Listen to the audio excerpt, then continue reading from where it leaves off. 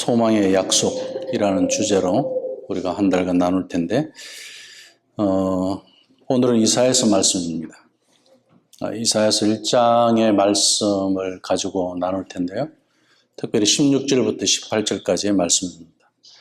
이사야서 1장의 말씀을 우리가 읽어보면 그렇게 밝지가 않아요. 어둡습니다. 왜 그럴까요? 옳은 말씀인데 어두워요. 분위기가. 이스라엘의 영적인 상태를 이야기하고 있는 겁니다. 우리가 이 세상을 살아갈 때 이 세상이 아무리 잘 돌아가고 세상에서 아무리 잘 나가고 좋은 일들이 아무리 많다 하더라도 영적으로 어두워져 있다면 그것은 하나님이 보실 때 악한 세상이다 이렇게 보여지는 겁니다. 우리는 이 세상을 어떻게 보고 있습니까? 악하다고 보십니까? 영적으로 보고 있습니까? 어떤 기준으로 보고 있습니까? 이사야는 영적 상황, 이스라엘 백성들의 영적인 상황을 보고 지금 이야기하고 있습니다. 시작부터 어떻게 이야기하느냐 하면 무슨 법적인 소송을 거는 것 같은 기분입니다. 여기 우리가 굳이 이 1장의 말씀을 가지고 이야기하면 언약 소송 이렇게 말할 수 있습니다. 이게 어떤 상황이냐면 이런 겁니다. 우리 부모님하고 아이들 간에 대화를 많이 나누잖아요. 자, 오늘 숙제했니? 학교 갔다 와서 손 씻었니? 이제 이런 거 또 했니? 안 했니? 그러면서 이제 엄마하고 아빠하고 또 그래 약속을 지켰으니까 또 이렇게 보너스로 또 너 약속 지킨 게 따라서 또 달란트 요만큼 주고 또 약속을 안 지켰으면 너 약속을 안 지켰으니까 벌을 주고 이런 거 있잖아요.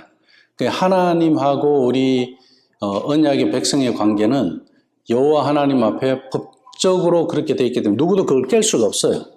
그렇게 딱 되어 있습니다. 뭐냐면은 하나님의 말씀을 지키고 순종하는 것, 그거는 법적으로 딱 되어 있기 때문에 순종하고 지키게 되어 있어요. 그런데 오늘 이스라엘 백성들이 영적으로 타락하다 보니까 이게 안 돼요. 문제가 생기는 거예요, 자꾸. 환경이, 조건이, 또 세상 기준이, 가치관이, 이런 것들로 해서 굉장히 이스라엘 백성들의 그 영적인 상태가 하나님과의 약속을 지킬 수 없는 상태로까지 가버린 거예요.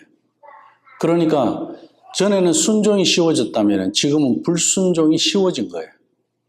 그런 상황에 있는 이스라엘 백성들을 향해서 하나님이 이제 이렇게 이야기하는 거예요. 우리 이제 아이들은 뭐라고 그러냐면 자, 엄마하고 약속을 안 지켜도 그래도 나 엄마 딸이잖아. 그래도 나 엄마 아들이잖아. 그죠?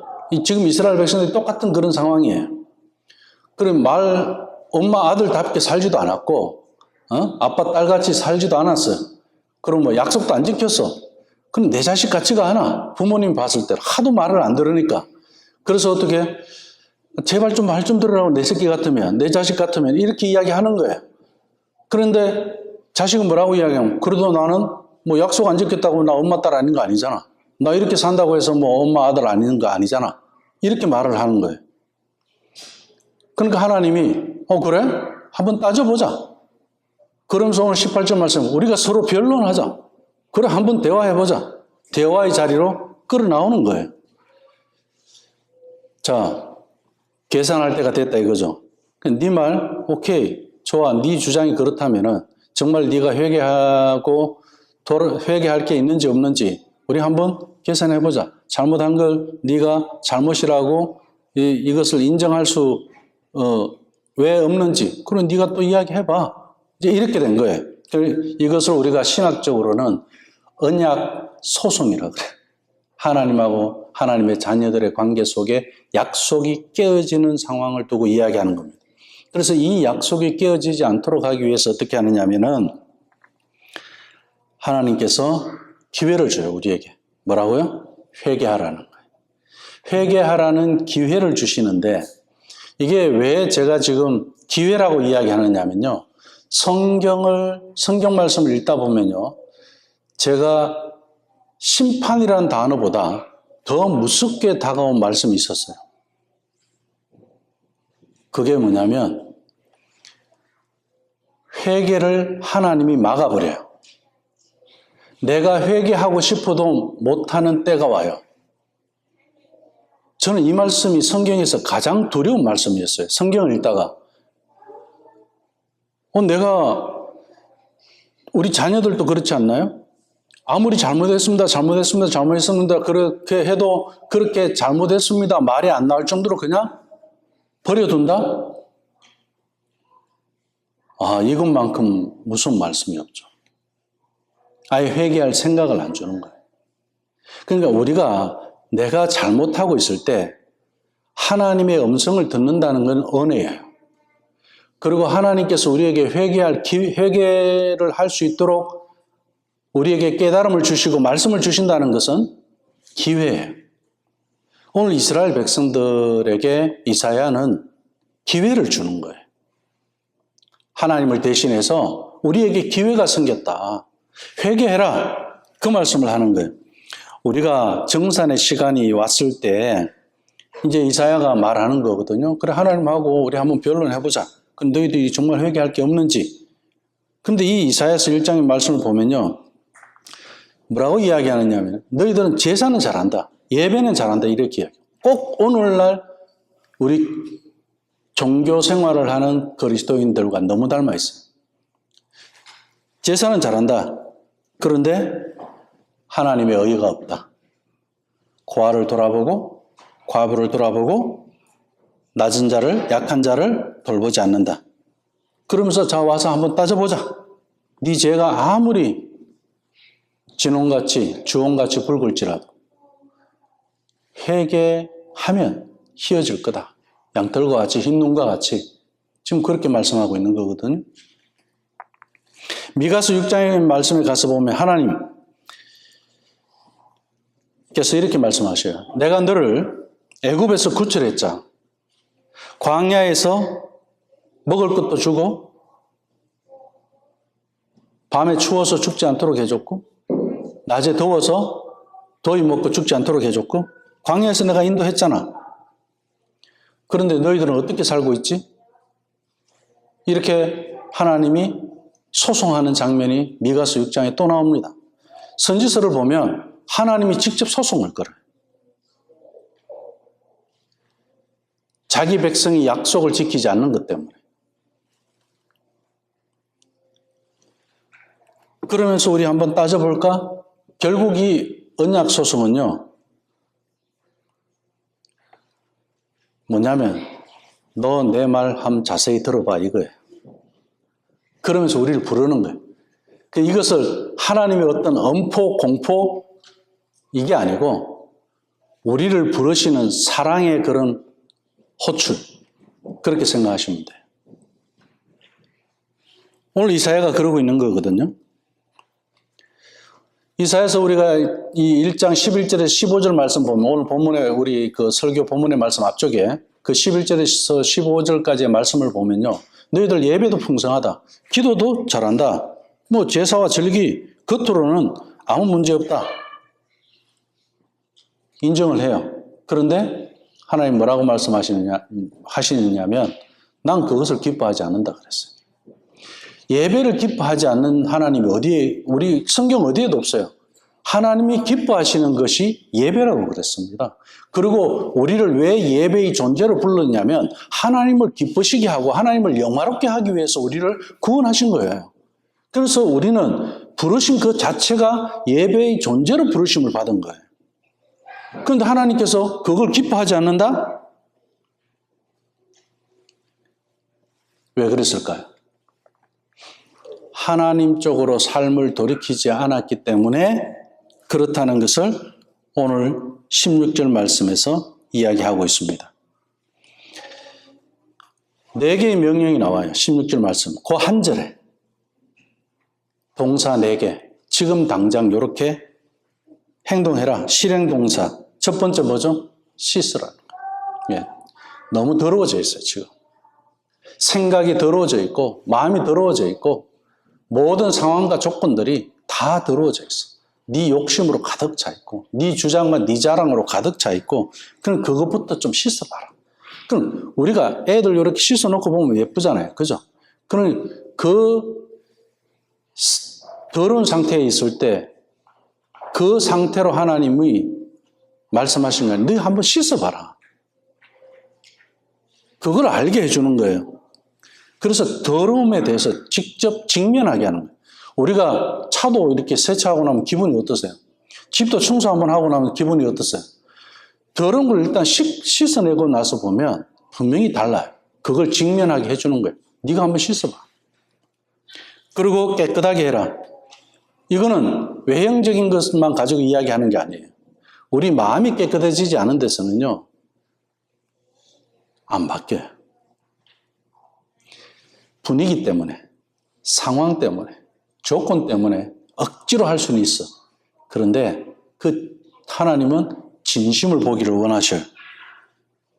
이 우리 존재 방식을 알아야 되는 거예요.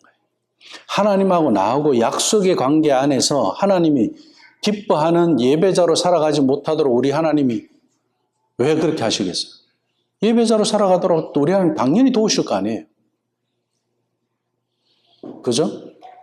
그런데 우리는 이제 예배가 아니라 세상을 예배하는, 하나님을 예배하는 쪽이 아니라 세상을 예배하는 쪽으로 자꾸 악을 행하는 겁니다. 악한 행실을, 자, 첫 번째는 씻으라, 두 번째는 깨끗하게 하라, 세 번째는 악한 행실을 버려라. 구체적인 행동의 결단을 이야기합니다. 그리고 네 번째 동사가 뭐냐면 악행을 스탑하라는 거, 그치라는 거. 멈춰줘야 돼요. 우리가요, 바쁘게 사는 삶도 바쁘게 살면 내가 돈을 많이 벌고 바쁘게 살면 뭔가 내가 성취할 것 같고 이럴 것 같잖아요. 그런데 바쁘게 살아도 안 되는 걸 어떡하라?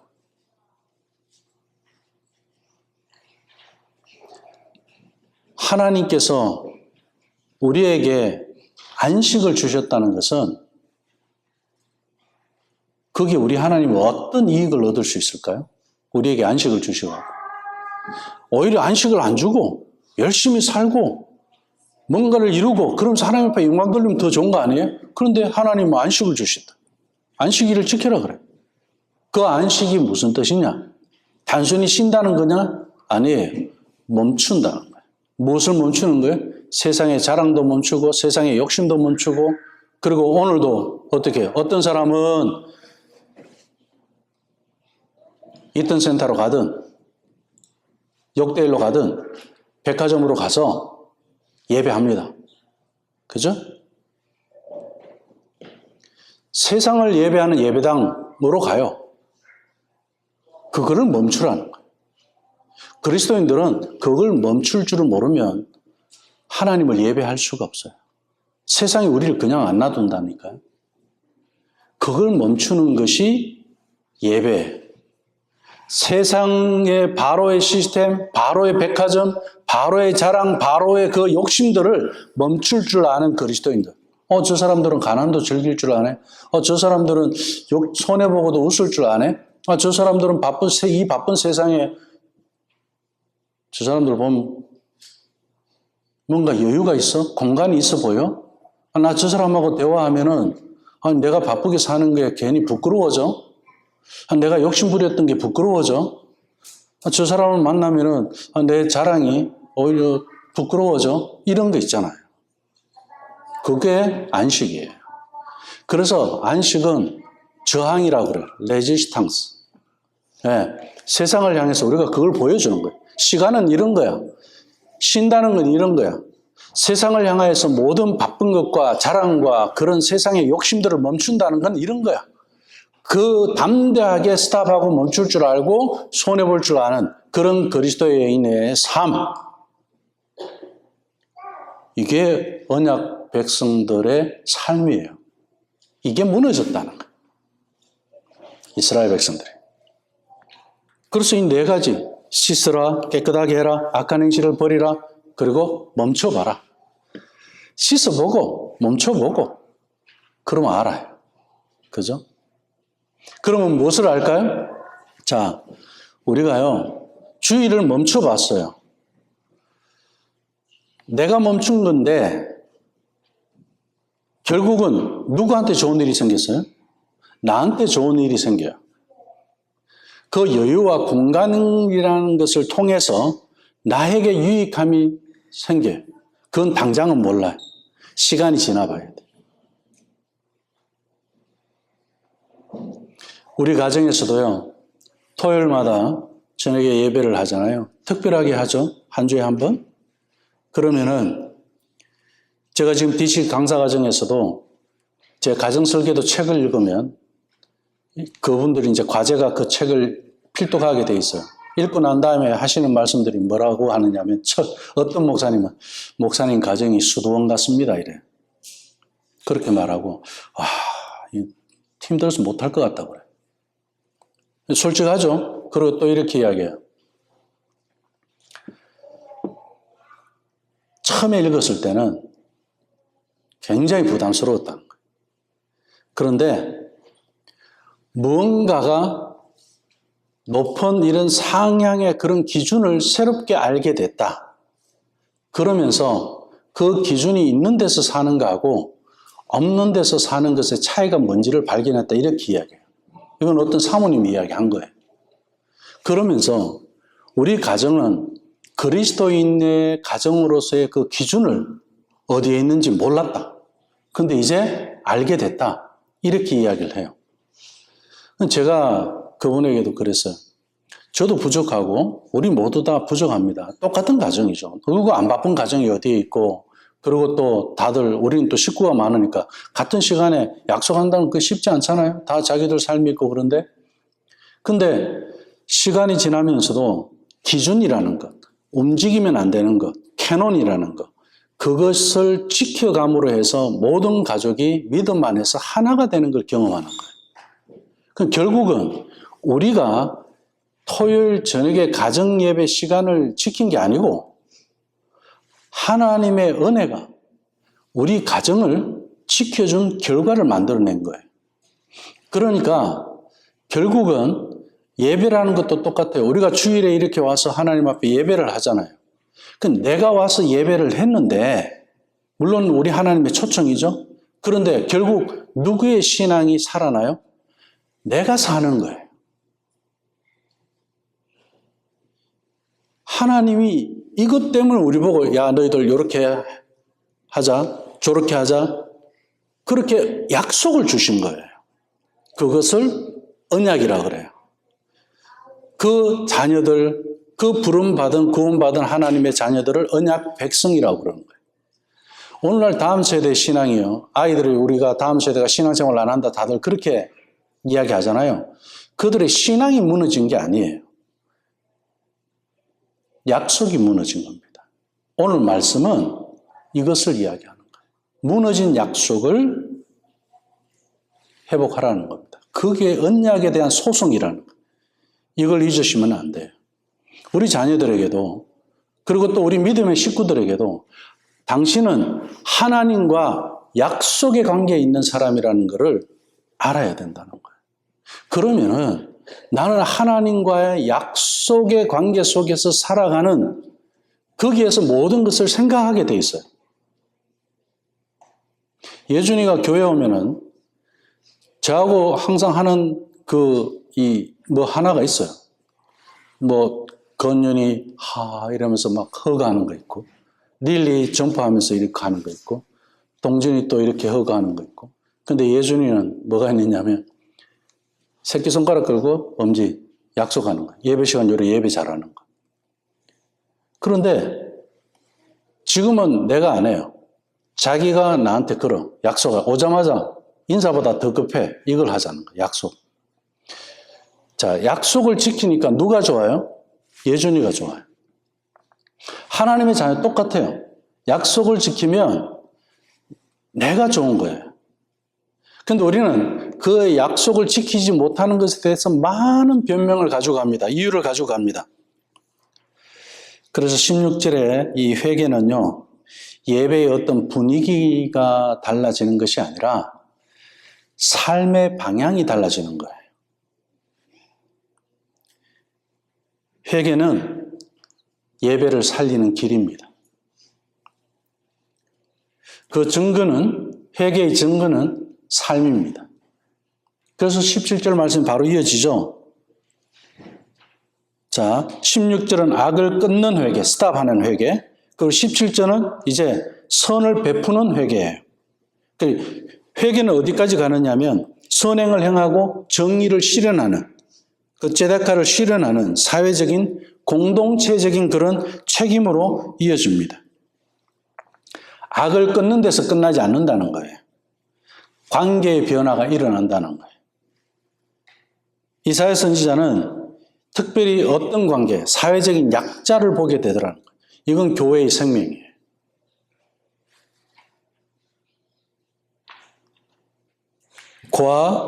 과부를 언급하면서 그들을 돕고 변호하는 것이 곧 하나님이 기뻐하시는 회개인 것을 강조합니다. 야고보서 1장 27절에서도 그렇게 말씀하고 있죠.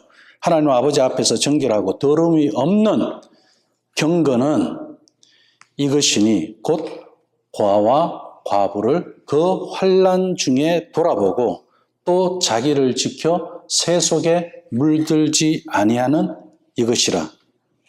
진정한 회개는 개인의 경건을 넘어선다는 이야기입니다.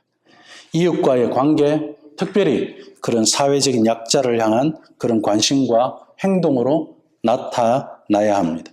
그리고 가장 핵심적인 말씀이 오늘 18절 말씀이에요. 마지막 절 말씀에 보면, 자, 주홍 같은 죄라도 눈과 같이 희어질 것이다. 하나님께서는 우리가 스스로의 힘으로는 결코 씻을 수 없는 주홍빛 죄가 있다는 거예요. 극심하고 선명한 죄를 이야기하는 거예요. 이 주홍빛이라는 것은. 진홍빛, 주홍빛. 하나님의 은혜로만 지워지는 거예요, 이 죄는. 그래서 하나님의 은혜로 눈처럼 양털처럼 해 주시겠다는 그 약속이 오늘 18절 말씀이죠. 오라 우리가 서로 변론하자 하고 하시면서 죄인과의 대화를 요청하시는 하나님. 하나님의 이런 초청과 함께 이제는 완전한 용서가 인간의 죄가 깊어져 있고 짙어져 있음에도 불구하고 하나님의 용서의 그 은혜 앞에서는 흔적 없이 사라지더라는 거예요. 이 용서는 예수 그리스도의 보혈을 통해서 우리에게 이루어졌습니다. 말씀은 맺습니다.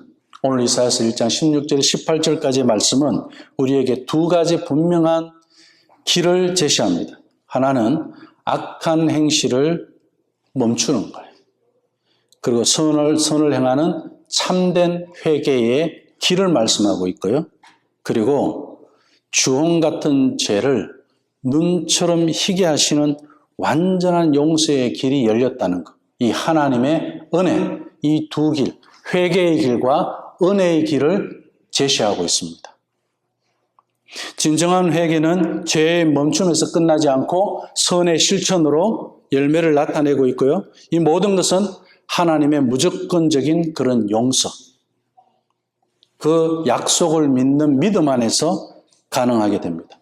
이것이 바로 은혜입니다. 오늘 우리가 성찬을 나눌 때는 떡을 받으실 때는 회개를 고백했으면 좋겠습니다. 회개합니다 하고 받으시고, 그리고 잔을 받으실 때는 이것이 은혜입니다. 이렇게 고백하며 함께하는 시간이 되시기를 주님의 이름으로 축원합니다. 기도하겠습니다. 하나님 아버지, 우리의 죄가 아무리 진홍같이 붉을지라도 예수